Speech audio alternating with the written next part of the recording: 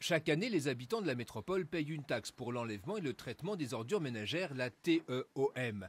En 2014, les Grands Lyonnais ont ainsi versé 123 millions d'euros. Or, le service d'enlèvement et de traitement a coûté cette année-là 70 millions. Pour l'association Canol, c'est donc 53 millions de trop perçus. Canol qui va lancer une pétition pour pousser la métropole à rembourser ces sommes. La Cour des comptes l'a déjà dit en 2011, le Conseil d'État l'a redit en 2014 dans un jugement au niveau de Lille.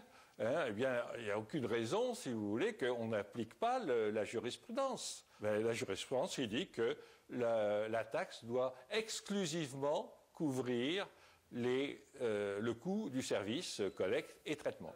Ce que dit aussi le Conseil d'État, c'est qu'en aucun cas ces taxes ne peuvent être excédentaires par rapport à la réalité du coût du service. Autrement dit, les foyers de l'agglomération lyonnaise paieraient beaucoup trop cher. Les propriétaires indépendants, eux, sont inquiets. Ils risquent de devoir rendre l'argent demandé à leurs locataires au titre de cette taxe.